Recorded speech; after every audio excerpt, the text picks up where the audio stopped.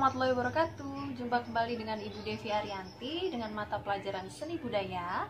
Oke, untuk minggu kali ini Ibu akan membahas tentang soal kuis minggu kemarin, yaitu mengenai materi seni rupa, bagian fungsi dan tujuan seni rupa.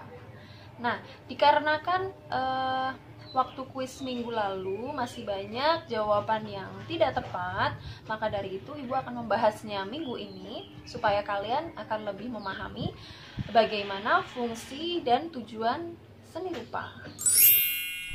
Oke, kita bahas soal yang pertama. Di bawah ini yang termasuk karya seni rupa adalah yang pertama, opsi pertama ini adalah seni tarian. Lalu yang kedua itu seni pertunjukan. Nah, yang ketiga juga sama, seni pertunjukan. Yang keempat seni musik, ya. Lalu yang kelima ini wayang kulit. Jadi dia sebenarnya seni pertunjukan, cuma di sini Ibu menampakkan hanya karya wayangnya saja, tidak ada dalangnya. Jika ada dalangnya mungkin bisa disebut dengan seni pertunjukan. Nah, ini kan cuma wayangnya saja, ya. Jadi memang hanya wayangnya saja yang disebut sebagai seni rupa. Jadi jawabannya opsi 5.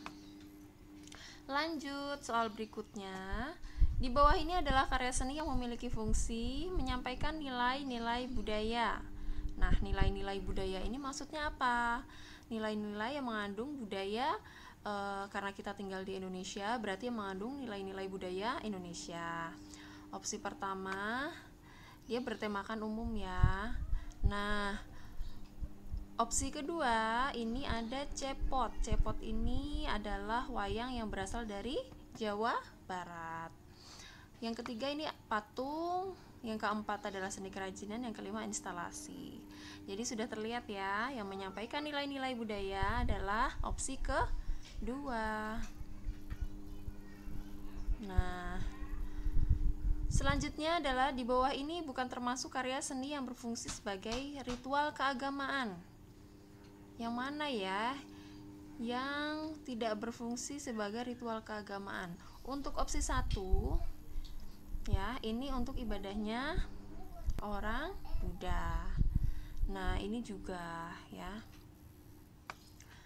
Nah, kalau yang ketiga ini lebih ke seni rupa mengandung nilai budaya, ya, karena karya tersebut berasal dari Betawi. Untuk yang keempat, tempat ibadahnya orang yang beragama Hindu. Yang kelima untuk beragama Islam, ya. Jadi jawabannya yang bukan untuk ritual keagamaan adalah yang opsi 3. Nah, untuk soal selanjutnya, yang bukan termasuk karya seni yang berfungsi untuk mengenang sejarah adalah yang bukan apa nih? Nah, ini jelas ya. Ini ada patung memegang pistol dan sebagainya. Lalu opsi 2, ini terlihat seperti bangunan untuk sembahyang umat Hindu, ya. Jadi tidak ada nilai sejarahnya. Untuk opsi 3 dan 4 dan 5, nah ini ada beberapa karya yang kalian sangat familiar. Dia termasuk karya seni rupa yang mengandung nilai sejarah. Jadi yang bukan termasuk karya seni rupa mengandung nilai sejarah dan peristiwa adalah opsi 2.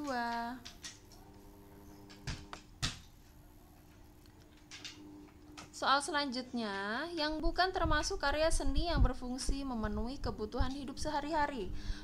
Berarti karya seni yang untuk memenuhi kebutuhan primer. Apa saja? Kalau yang opsi 1, ini hanya sebagai hiasan, ya, dia bukan kebutuhan primer. Nah,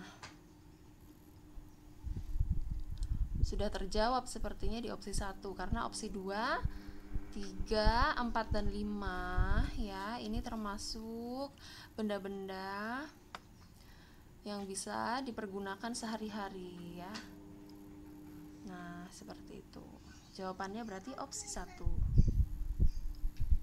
Untuk soal berikutnya yang kita bahas, Di bawah ini karya seni rupa yang tidak memiliki tujuan sebagai objek ekonomi, berarti diperjualbelikan,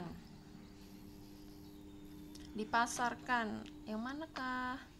Opsi 1 diperjualkan, opsi 2, opsi 3, opsi 4. Nah, kalau yang opsi 5 ini seni instalasi. Dia biasanya tidak ada seni instalasi yang diperjualbelikan. Dia lebih pada memamerkan atau dipertontonkan, biasanya di galeri-galeri ya. Jadi jawabannya adalah opsi 5 ya. Soal selanjutnya, di bawah ini bukan termasuk karya seni yang berfungsi untuk merekam peristiwa. Nah, fotografi bisa. Nah, ini juga bisa. Seni lukis juga bisa untuk merekam peristiwa. Nah, yang tidak termasuk ini ya, opsi 4, karena memang tidak menunjukkan berfungsi sebagai merekam peristiwa. Soal selanjutnya, di bawah ini bukan termasuk karya seni yang berfungsi sebagai alat komunikasi.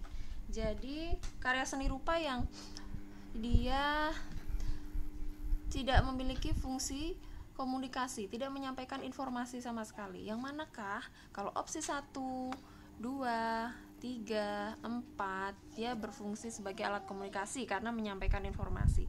Nah, sedangkan yang kelima tidak ya. Berarti jawabannya 5.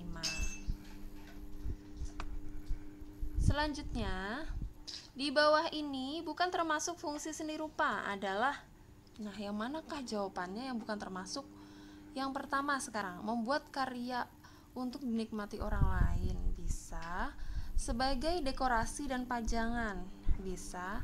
Sebagai pemecah suatu masalah, bisa nggak ya? Selanjutnya menyampaikan nilai-nilai budaya. Lalu selanjutnya sebagai ungkapan ekspresi seniman. Kira-kira apa yang bukan? Kalian bisa lihat di catatan atau sebenarnya bisa di logika ya di sini.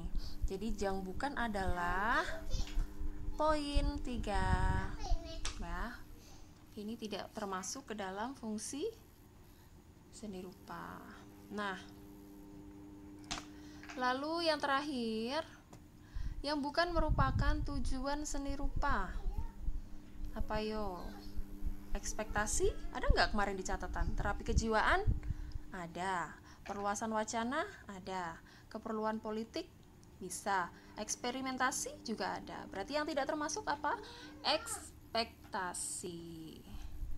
Nah, kita lihat nih, kemarin ada nggak ya yang milih ekspektasi? Grafiknya kita lihat. Nah, banyak sekali. Ada, oh ternyata tidak ada separuhnya, hanya 49,2%. Jadi kebanyakan memilih keperluan politik. Keperluan politik itu perlu sekali ya. Jadi seni rupa itu sangat diperlukan untuk keperluan politik. Seperti ini tadi. Untuk apa keperluan politik?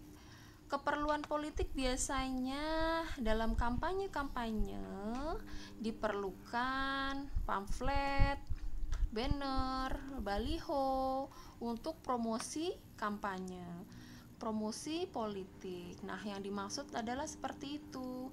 Jadi, keperluan politik ini termasuk ke dalam tujuan seni rupa. Gitu ya.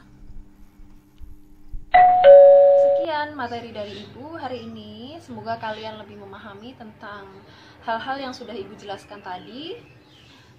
Ada kurang dan lebihnya mohon maaf. Wabillahi taufiq wal hidayah. Wassalamualaikum warahmatullahi wabarakatuh.